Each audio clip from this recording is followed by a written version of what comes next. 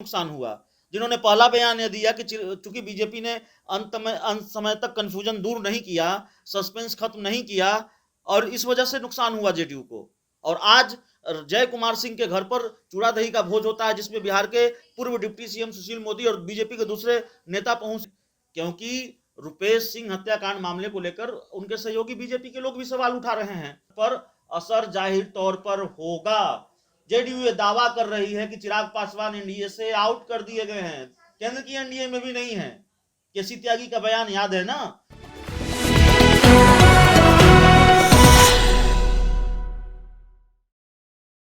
नमस्कार, आप देख रहे हैं अजय भारत और मैं हूं मनीष उपाध्याय। आज मकर संक्रांति का दिन है, ख़त्म होने वाली है और मकर संक्रांति की चर्चाएं बिहार राजनीतिक में बार बार आ रही है। क्या चूड़ा दही के साथ साथ बिहार की राजनीतिक में सुधार आएगी या कुछ बड़ा खेल होने वाला है? आइए हम जानते हैं अपने सहयोगी अभिषेक मिश्रा से। सर, आपने ठीक कहा मनीष कि मकर संक्रांति की चर्चा बिहार की राजनीति में बार बार होता रहा है, और इसलिए होता रहा है कि मकर संक्रांति जब खत्म होता है तो खरमास भी खत्म होता है, जितना मैं समझता हूँ। और खरमास की चर्चा भी बिहार की राजनीति में बार बार होता रहा है। ये दावा किया जाता रहा है कि देखिए, बिहार की राजनीति में चुनाव खत्म होने के बाद, विधानसभा चुनाव खत्म होने के बाद, सरकार गठन के बाद भी बिहार की राजनीति में कई चीज़ों को लेकर सस्पेंस है, और हर सस्पेंस का जवाब मकर संक्रांति के बाद, खरमास खत्म होने के बाद मिलेगा।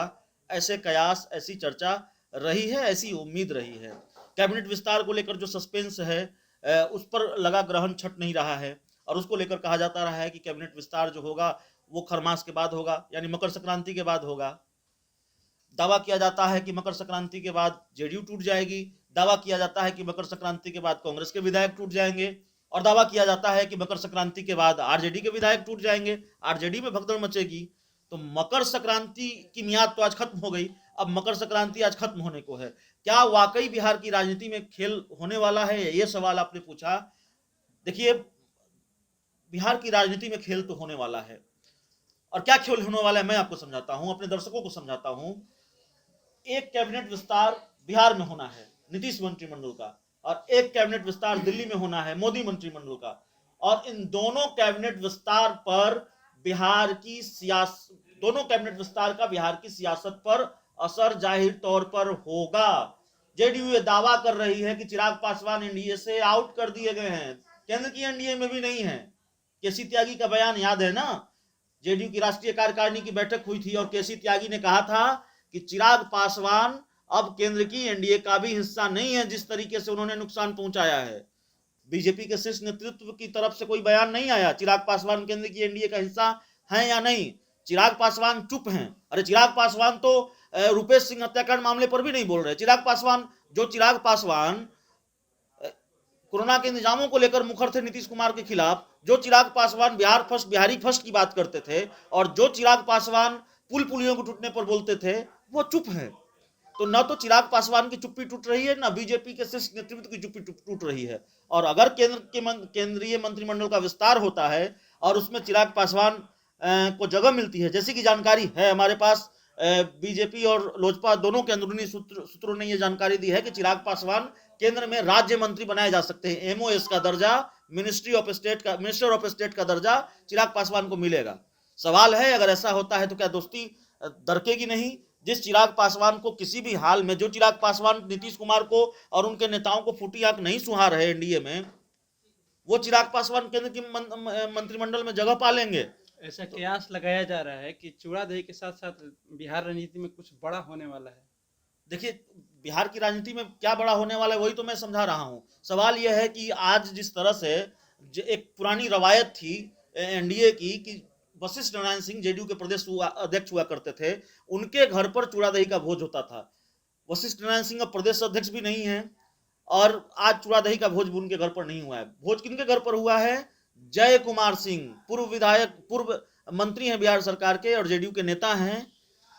और जय कुमार सिंह की एक पहचान यह भी है कि जय कुमार सिंह ही वो पहले नेता रहे हैं मेरे हिसाब से, जिन्होंने बीजेपी के खिलाफ मुंह खोलना शुरू किया विधानसभा चुनाव के बाद, जिन्होंने पहला बयान ये दिया कि बीजेपी की वजह से नुकसान हुआ, जिन्होंने पहला बयान यह दिया कि चूंकि बीजेपी ने अंत समय तक कंफ्यूजन दूर नहीं किया, सस्पेंस खत्म नहीं किया, और इस वजह से नुकसान हुआ जेडीयू को। और आज जय कुमार सिंह के घर पर चूड़ा दही का भोज होता है, जिसमें बिहार के पूर्व डिप्टी सीएम सुशील मोदी और बीजेपी के दूसरे नेता पहुंचते हैं। तो चूड़ा दही से गठबंधन की गांठ को और मजबूत करने की कोशिश जरूर है, लेकिन क्या गठबंधन की गांठ मजबूत हो पाएगी, ये बड़ा सवाल है ना। बिहार में कैबिनेट का विस्तार होना है, अब उसमें जेडीयू को कितनी हिस्सेदारी चाहिए, बीजेपी को कितनी हिस्सेदारी चाहिए। बीजेपी को बड़े भाई के हिसाब से हिस्सेदारी चाहिए। अब जेडीयू को ये मंजूर होगा नहीं होगा ये भी देखना होगा। केंद्रीय मंत्रिमंडल का विस्तार होगा, चिराग पासवान जगह पा लेंगे, जेडीयू ये बर्दाश्त कर पाएगी नहीं कर पाएगी ये देखना होगा। और बिहार के जो राजनीतिक दल हैं, यहां तक कि सत्ताधारी पार्टियां बीजेपी और जेडीयू भी चुनाव के मोड में है, आरजेडी चुनाव के मोड में है, रालोसपा चुनाव के मोड में है, लोजपा चुनाव के मोड में है।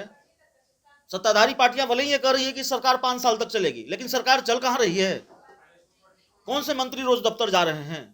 राजगीर में बीजेपी का प्रशिक्षण शिविर होता है और बिहार में जेडीयू की लगातार बैठकें हो रही हैं, सांगठनिक स्तर पर फैसले लिए जा रहे हैं, बड़ा सांगठनिक बदलाव किया जा रहा है।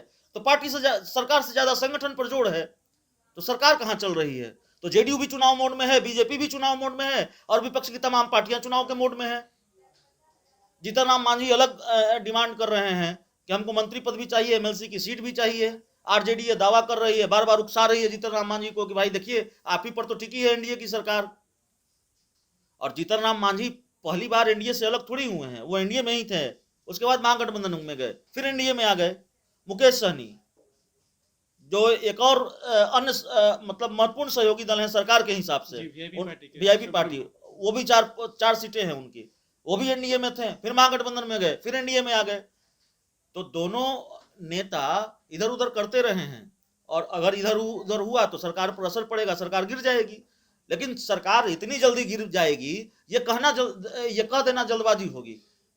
पक्ष विपक्ष अपनी सीटों के लिए लड़ रही है, और अभी हाल फिलहाल कुछ दिन पहले रुपेश हत्याकांड के बारे में बहुत चर्चाएं हुई। अभी उस पर सरकार क्या कर रही है उसके बारे में हमारे दर्शकों को बताएंगे।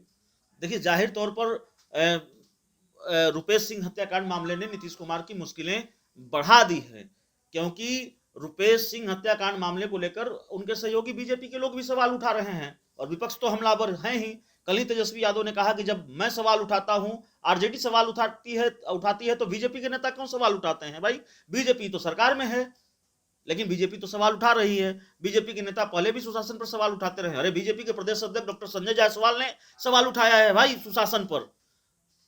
बीजेपी कोटे से जो मंत्री हैं जीवेश मिश्रा, उन्होंने सवाल उठाए हैं। दरभंगा से जो बीजेपी के विधायक हैं वो सवाल उठाते रहे हैं। ये एक रुपेश सिंह की बात नहीं है, दिन प्रतिदिन घटनाएं बढ़ती जा रही है। इसके बारे में क्या सरकार को? देखिए, बिल्कुल ये मांग उठ रही है कि कोई, जैसे जन अधिकार पार्टी ने मांग की है कि पूर्णकालिक गृह मंत्री होना चाहिए।